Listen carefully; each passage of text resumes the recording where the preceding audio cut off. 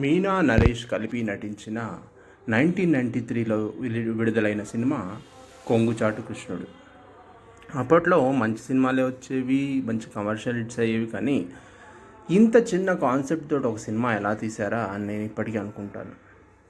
Cinema స్టోరీలోకి వెళ్తే మీనా మామూలుగా బాగా ఫ్రీగా అందరితోటి కలివిడిగా మాట్లాడే అమ్మాయి.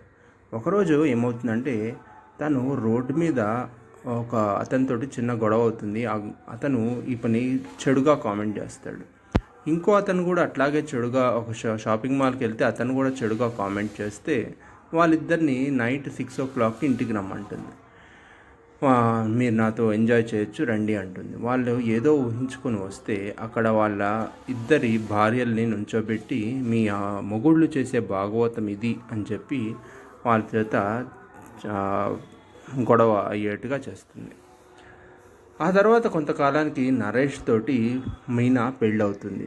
అయితే యాదృచ్ఛికంగా నరేష్ ఇంతకుముందు వాళ్ళిద్దరూ ఎవరితోటైతే వాళ్ళ వైఫ్స్ తోటి తిట్టించిందో వాళ్ళిద్దరూ నరేష్ తోటి ఫ్రెండ్స్ ఇంతకుముందే. అయితే ఈ అమ్మాయినే పెళ్లి చేసుకున్నాడని తెలుసుకున్న ఇద్దరు ఫ్రెండ్స్ నరేష్కి లేనిపోని విషయాలన్నీ ఆ మీనా మీద చెప్పి వాళ్ళ ఇంట్లో గొడవలు అయ్యేటట్టుగా చేస్తాడు. మీ వైఫ్ మంచిది కాదు, మళ్ళీ నలుగురితో తిరుగుతుంది, రకరకాల మాటలని చెప్పి నరేష్ మైండ్ చెడగొడతారు.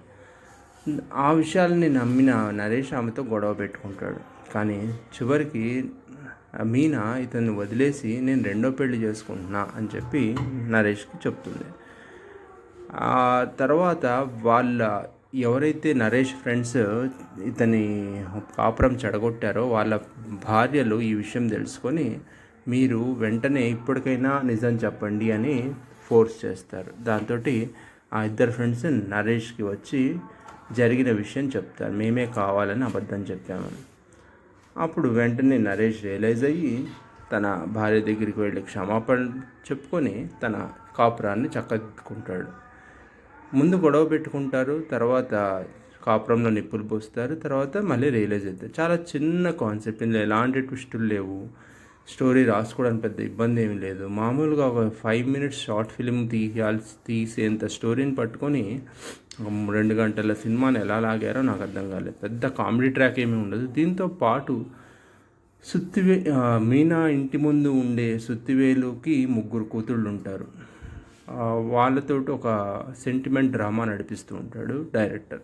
అసలు ఈ స్టోరీ ఎందుకుందో, ఆ స్టోరీ ఎందుకుందో, ఎందుకు ఆ సినిమాని అంతసేపు డ్రాగ్ చేశాడో అర్థం కాదు. సో ఇంత నార్మల్ స్టోరీ లైనే కాబట్టి ఈ సినిమా పెద్దగా కూడా ఏం ఆడలేదు. పాటలు కూడా ఏమంత పెద్దగా బాగుండవు. కాకపోతే మీనా స్క్రీన్ ప్రెజెన్స్ ఈ సినిమాలో చాలా బాగుంటుంది.